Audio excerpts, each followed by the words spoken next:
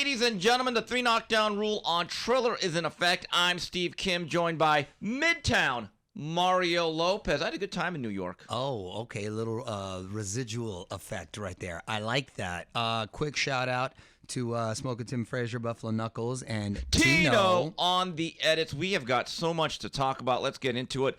Hulu Theater from the Madison Square Garden on ESPN, and the WBC IBF WBO straps around the waist of Artur Beterbiev, who is now 3/4 of the light heavyweight champion of the world, stopping Joe Smith in 2 rounds. Mario, Joe Smith is a common man who went up against an uncommon beast. I told you, Kimster. I told you, Kimster. You said Bivol was the best in that division, and you also said Joe Smith has a good shot of taking him out if he's aggressive in the first four rounds. I told you my guy who's got 100% knockout ratio is #1 in that division for a reason. I don't care if he's got 19 fights. And I don't want people sleeping on him anymore, saying that he's just a power puncher. My guy's boxing skills are incredibly underrated. He had a great amateur pedigree, highly decorated amateur. I love everything about him, and I know the interview I like too, and he's likable too. He's from the same area, Dagestani, as Khabib. I know he's Chechnyan, but he's from there, and those cats are just built different. They're incredibly, first of all, there's nothing that can intimidate them. They come from these incredibly hard, tough environments, so they're just naturally hardened individuals.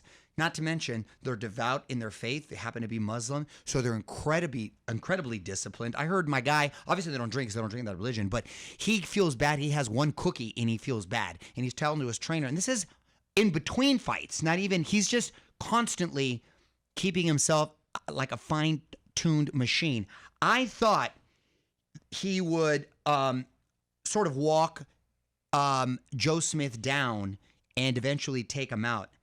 Never did I think it would be utter destruction like that, because remember, Joe Smith is a big, strong, very durable guy at 175 who's never been dropped, amateur or pro, known for having a great chin. My guy went out there and demolished him in 2 rounds. And the crazy thing is, everybody's saying he didn't have the right game plan. He should have. I disagree. We both talked about it last week. I think his only shot was to go out there and let those hands fly and test that chin, because if not, the boxing skills would then have come into play. He gets stronger, sort of like a snowball. He ends up breaking you down, taking you out a la Gvozdyk. I'm sorry. The nail. If I'm saying his name. Gvozdyk. It could have been played out like that, but instead, Joe Smith went right at him, and I'm so glad this was on ESPN, and a lot of people got to see it. Went right at him, and if you're going to go in a firefight and stand toe-to-toe with him, you better come correct with your punches and not wing those punches. And what I thought was so incredibly impressive about Beterbiev is when he dropped him the first time, he set a nice trap for him. He was blocking that right hand nice. He set a nice trap for him. It was a short, crisp over-the-hand right, because kind of to the temple. The scary thing was all the knockdowns, Kim, weren't even like planted, and he got full extension on his punches. They were short, compact punches, left hooks, sneaky overhand rights, peppering them with those small uppercuts. It's scary how powerful this guy is, bludgeoning with his punches. Joe Tessitore was texting me afterwards, and he was saying, Mario, you should hear the punches up close, which I want to ask you about too, but took him out of there in devastating fashion, made a loud statement that he's the man in that division. And if Bivol wants to take that fight to down, no doubt that he's a confident, very a fighter that doesn't back down either. That fight, I feel like he's like a pitcher that has to pitch a perfect game, is not allowed for mistakes, because I think eventually Beterbiev breaks you down. If he's not going to stand toe-to-toe with him, breaks you down, and there's not room for error, because when those punches land, it is lights out. The push-up videos that he does, when he goes from fingertips to knuckles to wrists, I was like, whoa, that's next level strength. And he takes the 45-pound dumbbell and sort of twists it like this. I'm like, my guy is just built different. Bravo for an experience. How was it in person? Well, we'll talk about Bivol later. Well, Joe Smith, here's the problem. In terms of his strategy, I don't really second guess him. He's not Floyd Mayweather at 175. It's a catch-22. I mean, he's never actually outboxed anybody. This is not Harold Johnson here, okay? I actually liked what he did. He had a first good 60 seconds. I agree. I'm thinking, the way he did it, though, there was no feinting. His sense of distance and range and when he wanted to punch was a little bit faulty. Also, as you mentioned, he had a little bit of fat and some width on his punches, and it was openings for Beterbiev that he could easily exploit. And there was an electricity in the building. I'd say 90% of that audience were union workers and his colleagues from Long Island. They were quiet. There were some fans from Brooklyn for Bruce Carrington. There were some Isley people. But that place was essentially Long Island. And when that first right hand kind of clubbed off him and he went to a knee, the energy just got sucked out of the building. You almost felt right then, this fight is over. And then as he came out for the second round, even before the 2 knockdowns, you could see it. His legs were very unsteady. The first knockdown hurt him, but I think fear started to set in, and a guy who's never been dropped and realize he's mortal, I think that fear and that apprehension starts to weigh heavy. And it was just a matter of time at that point. Does that make sense? Yes. Keep this in mind. Joe Smith, throughout his amateur and pro career, had never hit the deck. When all of a sudden you get bang and you're down in that moment against that monster, you're like, uh-oh. Now, Artur Beterbiev, 19 up, 19 down. He's a man that speaks softly but carries a big stick. These are some of his comments post-fight. Artur, are you surprised by how quickly that fight went? No, I'm not surprised because it's boxing, you know. It can be happen. Were you surprised he came out so aggressively? He came so this, you know, he has style like this, you know. Any fight he do like this, all time like this. Did you enjoy that style? And Mario, you're absolutely correct. When you take a look at his technique, I think everyone falls into a trap of thinking, unless you're a boxer, and unless you try to go the distance, and you try to outpoint everybody, people think only those guys can be skilled. Mario, my view is this. If you know how to hit people and hit them hard, that in itself is a skill. It's like hitting a baseball.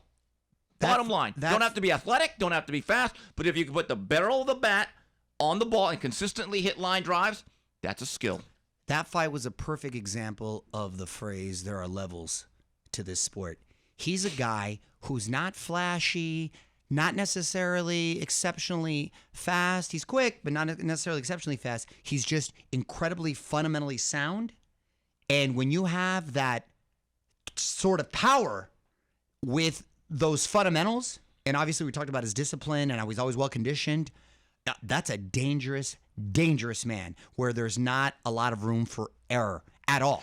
Because one punch could be lights out, but he sets up his punches. I think he showed, too, that he's not one to just go out there and let it wing. He sets up his punches. He lays traps. He can box. He can box, too. He just happens to have those incredibly heavy hands. And we talk about speed. Would I call him a speed demon? No, but you know what he is? He's compact. There is no wasted movement. Correct. And you talk about his manners. I remember when I was at ESPN, I had to go to a fighter meeting when he fought the Nail Gavozic. So I'd go to the fighter meetings, and he was very respectful, almost shy to everybody.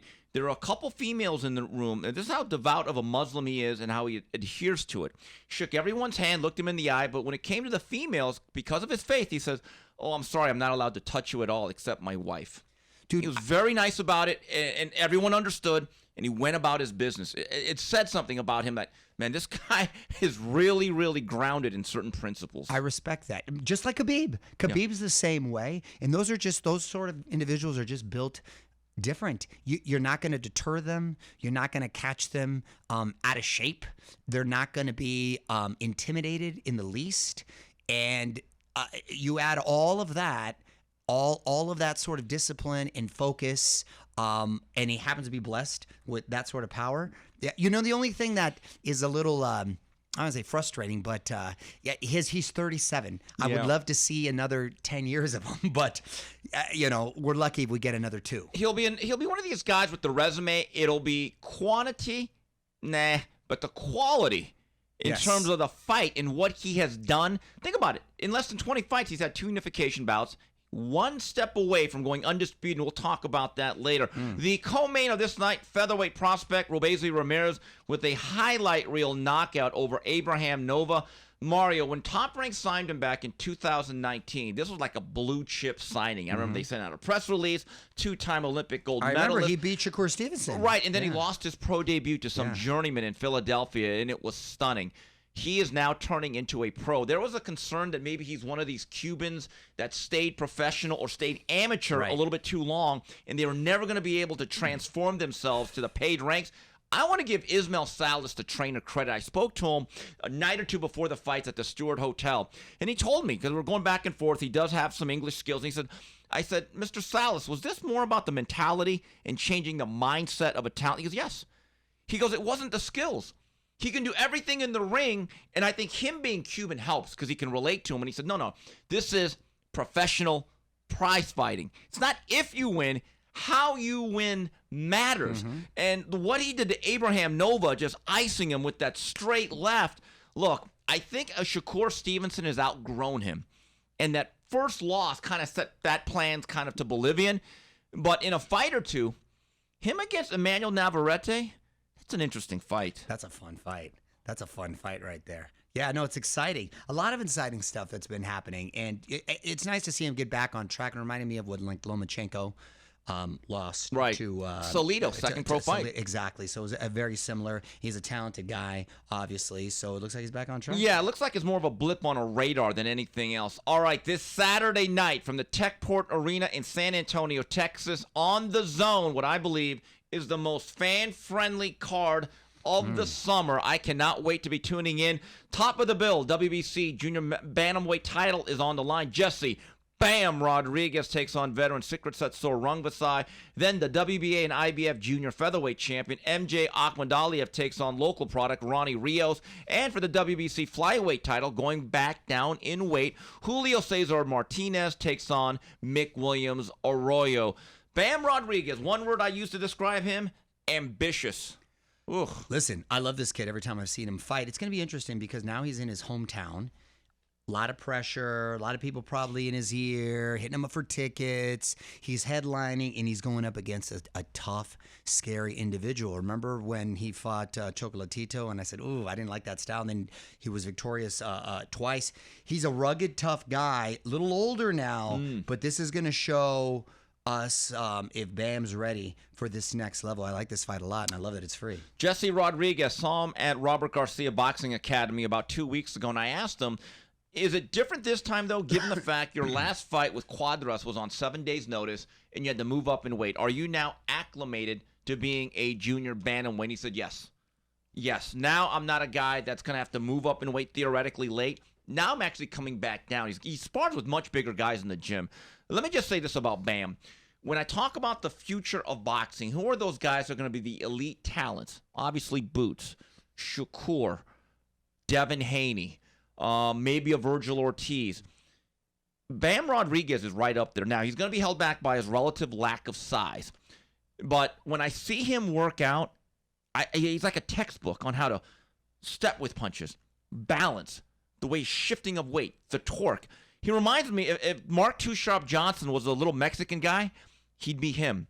I think he's that good. Yeah, no, he is, and he's very mature for his age, and he seems a lot more seasoned. It's interesting that you didn't mention Teofimo Lopez when you were rattling off. Guy has one loss. You threw him to the freaking curb quick, Kim, and it was a close loss at that. You're waiting to see the next fight. I am. I don't trust Teo. I don't know what's going on up here.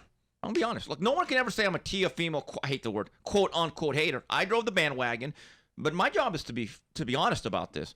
Some of the things that I see and some of the things that he tweets. One of the ways you become a star, you got to have mental stability. Mm-hmm. You got to be good up here. There's a lot of talented guys that just can't keep it together. Like, that's true. When I see Jesse Rodriguez, he's like a 30-year-old young man. Mm-hmm. Devin Haney, I've said this to other people, he's the most mature kid out of all those guys. Listen, you wish all these guys could have the Beterbiev discipline, and that's not the case. Right. Well, they grew up in a different world, but I'm going to take, some people are thinking that maybe Rodriguez is biting off more than he can chew, but there's a term that I use, trajectory of career. And age does matter. Secret Setsuor Rungvisai it's been at least 2 years since he put on a performance where you're like, wow. Yeah. He's winning. He's doing okay. He's getting by. Rodriguez, in my view, is a special fighter. He's quicker off the trigger. I think he's a little bit faster. I think he's the goods.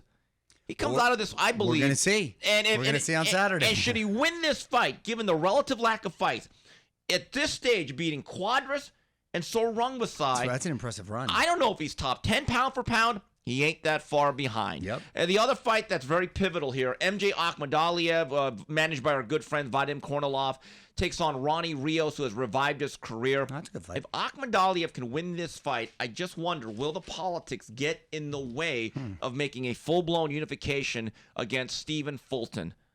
We'll see. News and notes. Mario, there's a lot of things going on in the world of boxing. Let's get through them. August 6th, it's been announced by Golden Boy Promotions. Vergil Ortiz will take on Michael McKinson. Then, September 4th, I know you're just waiting to bring out your wallet and go pay-per-view for this one, Mario. Andy Ruiz takes on Luis Ortiz on a PBC pay-per-view. And I don't know if this is good or bad news, Mario, but George Kambosos made comments last week. He will activate his rematch clause versus Devin Haney.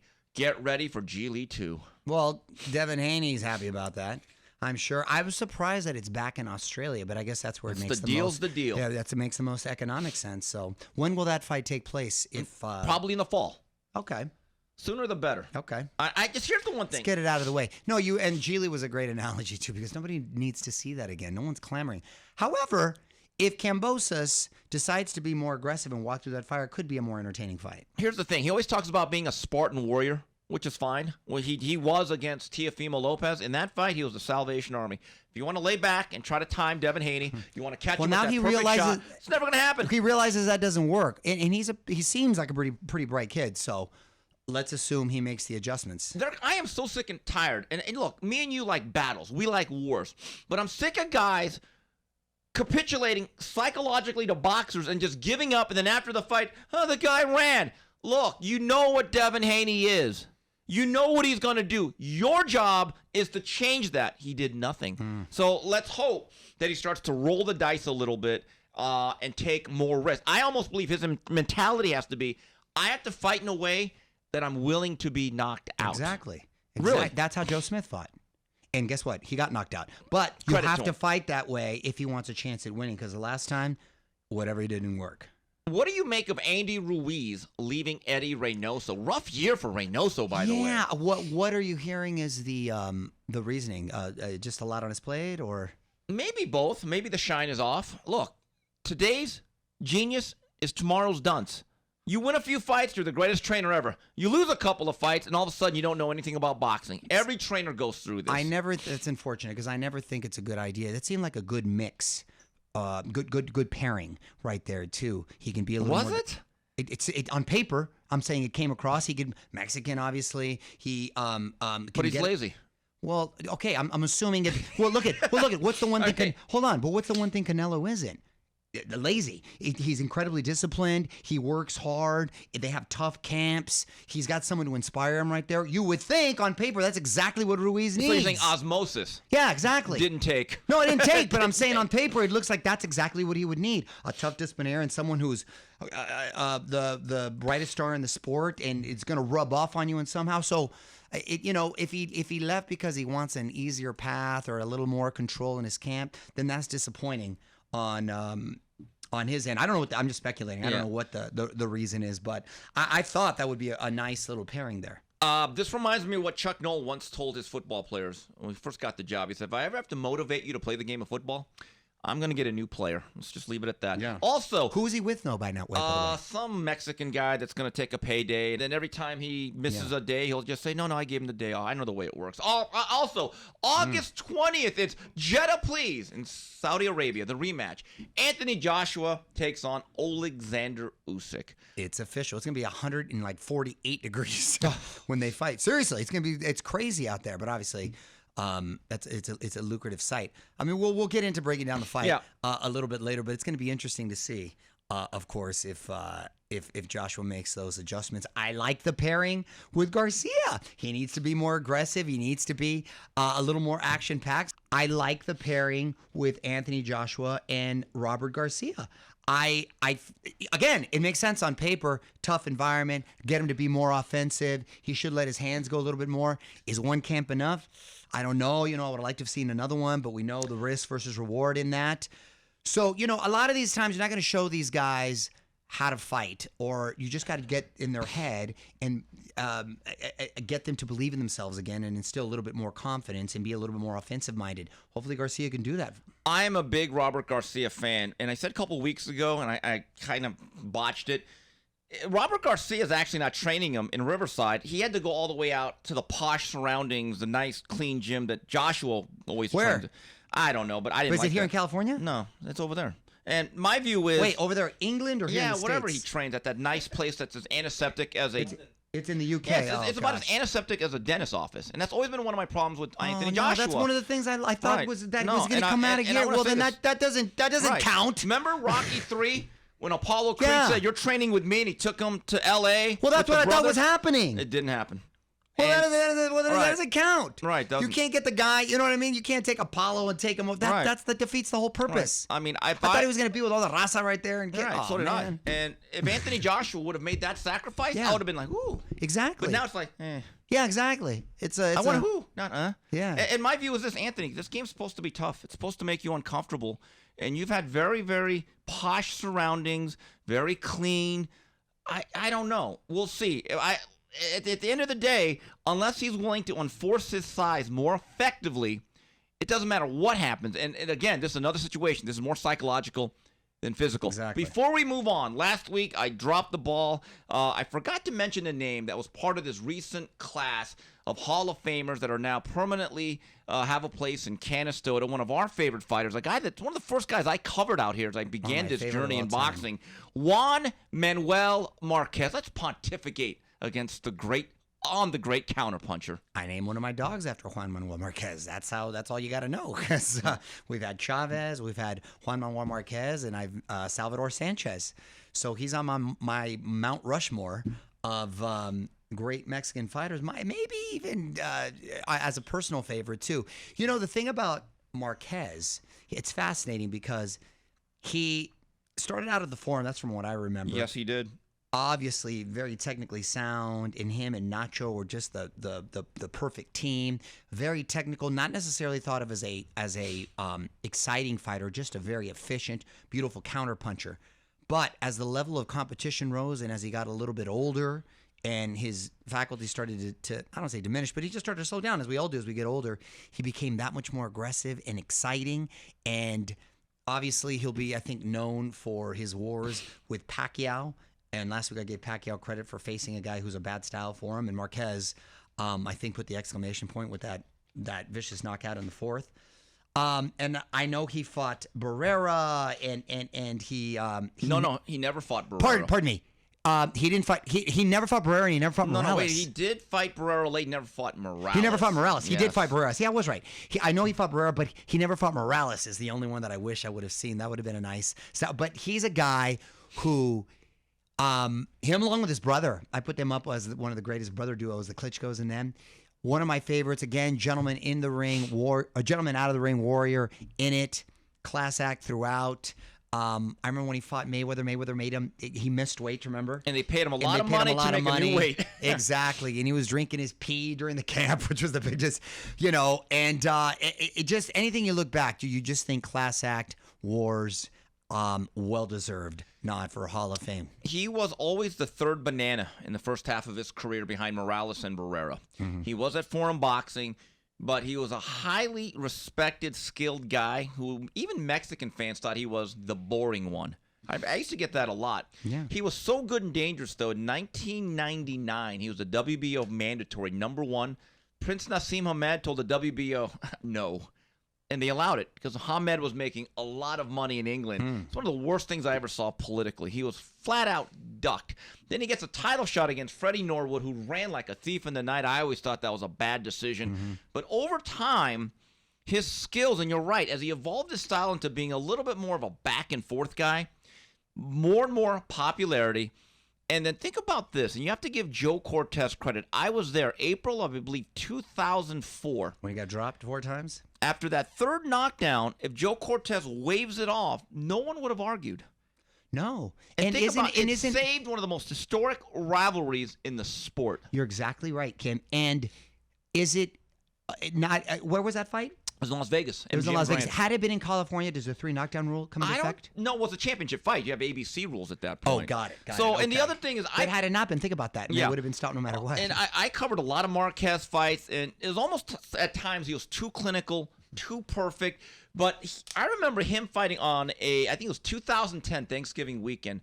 An absolute back-and-forth Thanksgiving weekend war with Michael Katsidis. That was an unbelievable fight. That was a great fight. I was at the fight in Houston. He fought 2009. Juan Diaz. And Juan Diaz came out aggressive as he always does. First 5 rounds, you're thinking he turned old. Yeah, I thought he turned old. And then he caught him with that beautiful uppercut and laid him out. That was awesome. Awesome fight in Texas. They called him the baby bull. And he got gored at the end because right around the 8th round, he started to time him. And you're thinking, oh, boy, Juan, you may want to throw in a feint or back off a little bit. And then finally, it was one of the cleanest uppercuts I've ever. And he just got laid out. And you're like, ooh. He had the nicest jab into an uppercut, and he kind of led with that I've ever seen. It's nobody throws that punch hardly. When I think of Nacho Beristain, I think of Ricardo Lopez, and I think of Marquez. All right, we'll be back with more on the 3 knockdown rule on Triller. Mario Lopez, Steve Kim talking boxing. We return with Ask Mario and Final Flurries. And we're back on the 3 knockdown rule on Triller. Steve Kim, Mario Lopez pontificating about the sweet science. Let's go to the Ask Mario section of the program. Here's one from Big Sherm. A lot of the blue chip top-ranked talent were in action Saturday night. Who impressed you the most out of Carrington, Tucker, and Isley? Mario, Bruce Carrington, I'm going to say it again. He's slick. He is sound. And I had the chance to really talk to him and meet him for the first time at the Fight Hotel. Did a quick interview. He gets it. You know, certain young men that you meet, you're like, he's got some growing up to do. Other guys, you say, ooh, he gets it.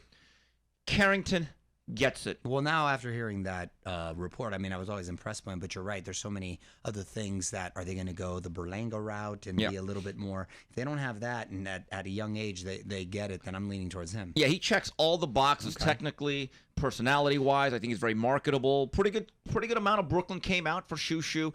If you lead against him and you attack him, he does some James Toney stuff, the catch and counter. Now, if you lay back, he looks a little bit like Mayweather, and his ability to get his hands back defensively, just reflexively, is unbelievable. Like, you could time Carrington, but his hands defensively always come back perfectly. That's a kid, I believe, that can win a title within a dozen fights. I think he's actually that advanced because he's 25 years old. He's a little bit older than some of his colleagues. Here's one from John Herndon, Storyteller.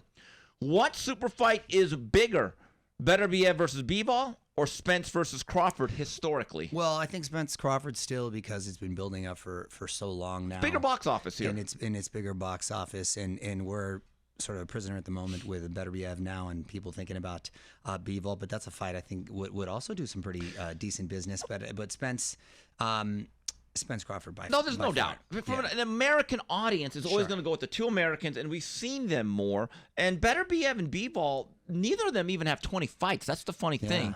By the way, I still think Bivol gives him fits. I know you disagree, but I think I don't think it's an easy fight, but I just think eventually he finds him and will cut him down. Look, I would love to get Tim Bradley's thoughts on this because he told us about 4.5 months ago he thought Bivol was number 1 at 175. He did tell us that. I always thought that. I thought Beterbiev prior, regardless. Remember, but here's the thing. Again, he's 37. That fight happens when this next year, and if that happens a year or two from now, well, then that's a little different. Those openings, those hanging curveballs that were thrown by Joe Smith, are not there. You know what I would compare it to? You know what I'd compare it to? I'd compare it to more the Gavitzik fight. Gavozic. I compare it to more like, I think it'd be like that. Gavozic was having success, but that eventually ended up getting caught and broken down. And I think that's what would happen with Bivol. Bivol got touched by Joe Smith too. Remember that. So, and that's he got hit with one real good punch in the 10th. That's all you need from Beterbiev. So that's what I'm saying. And that was why Joe Smith touching you. Beterbiev touching you is a whole nother thing. So I think it would play out a lot like his fight against the Nail, personally. You know, one thing, Bob Arum. He'd have to pitch a perfect, like I said, he'd have to pitch a perfect game. Bob Arum is throwing water all over, going, Bivol, no one knows who he is. He fights on the dead zone. The And dead zone. I'm like, well, wait he a minute. calls it the dead zone. That's pretty good for him. And I'm like, well, wait a minute, Bob. Beterbiev's not exactly the most popular guy either. He's the road fighter this weekend. No, and now but, he he fought on ESPN, and now he's got a lot of buzz behind him. You don't underestimate a basic cable. That's a lot of people. I'm with you on that. It'd be nice if ESPN ever, did promotional spots or ads I for it agree. more than they do. And think about it. His next fight's going to be in the UK against Anthony Yard, who I think is going to run around the ring and eventually get caught. Okay, so I think he could have fought Yard that night, by the way. He could, after that second round, Yard should have just gloved up, and they should have fought him right there, get him out of the way. Here's my view.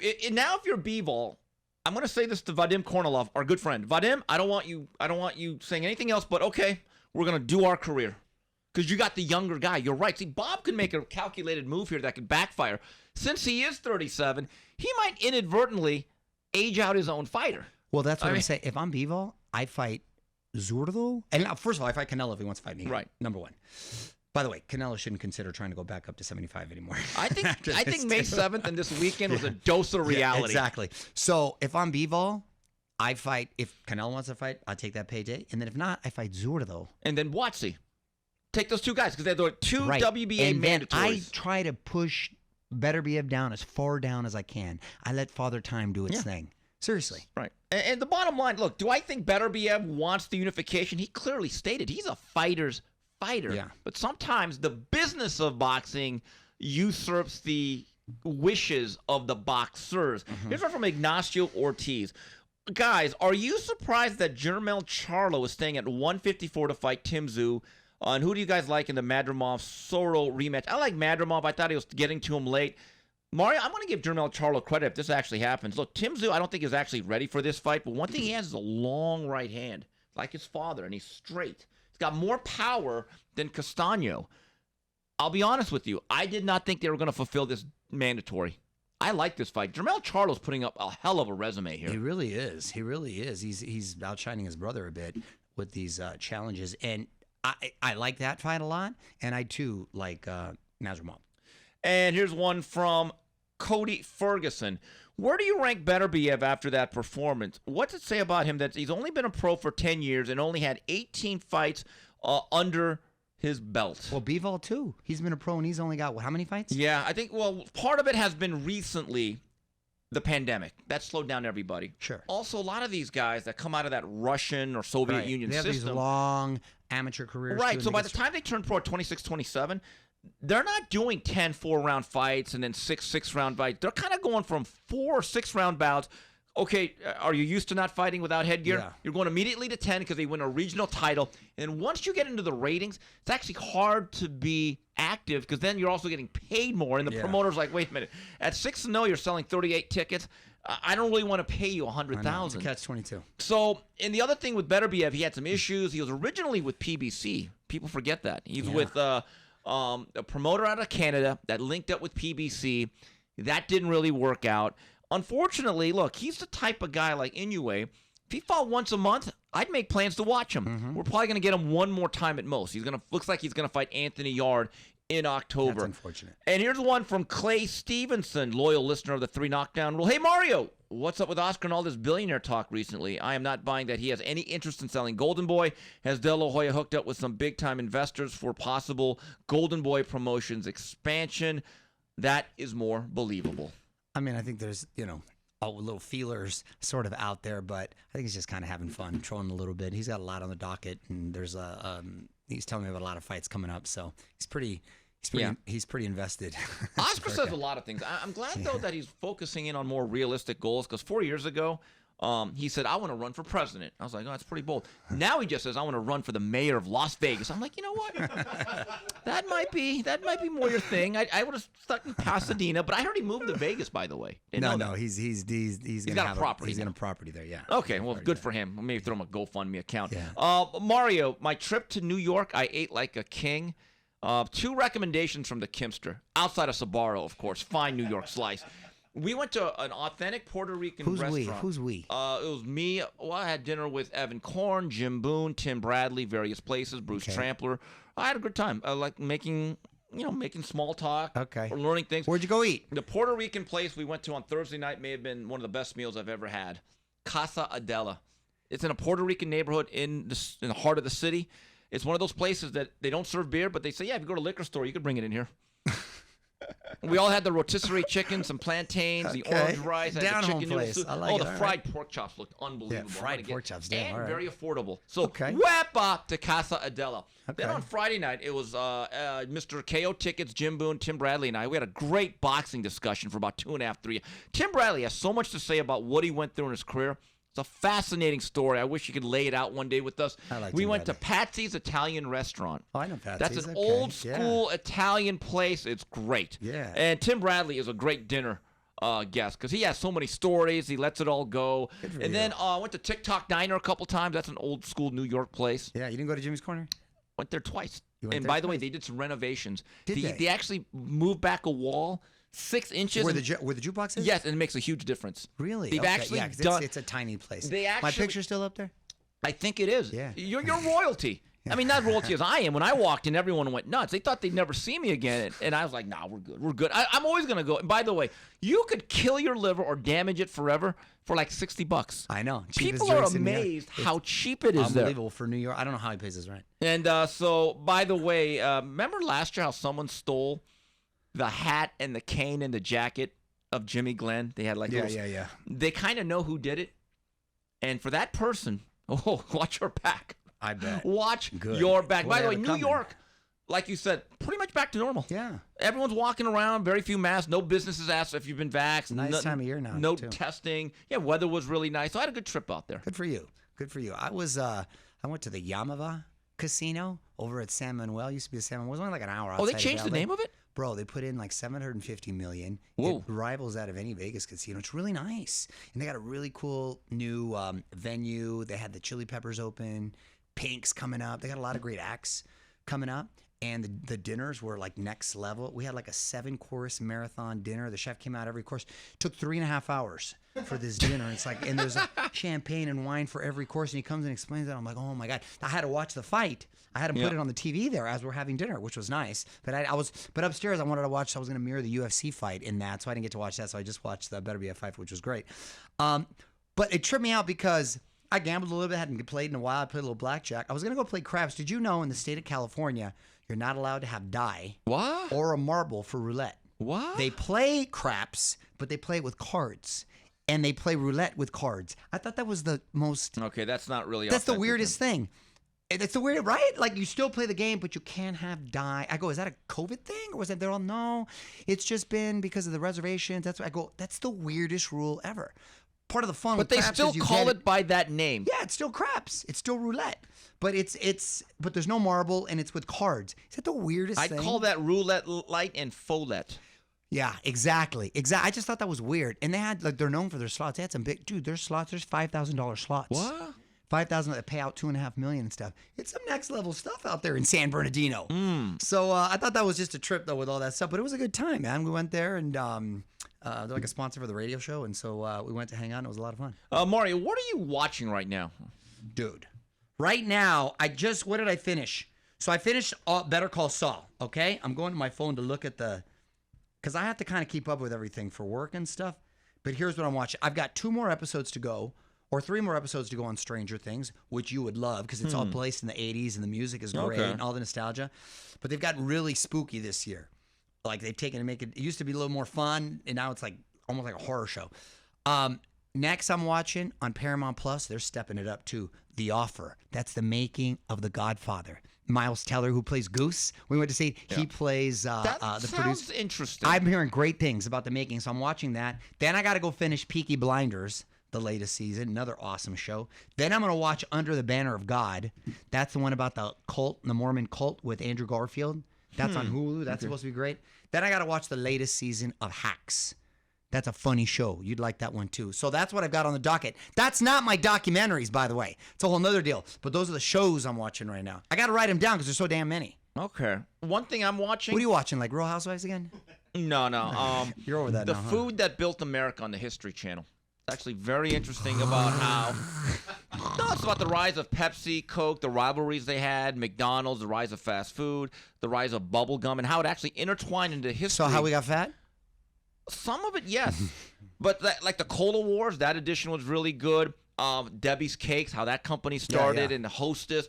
I actually have watched the whole season. I binged it. Damn, Kim, you got to step it up, bro, with some of your shows right here. I'm telling you. There's quality television. And I'm telling you, folks, Yellow Jackets on Showtime. I thought you haven't seen Yellowstone, which is incredible. And even better than that, 1883, you would love that. What's 1883 about? 1883 is the prequel to Yellowstone on how the grandfather got there. It's probably the best show I've seen this last year.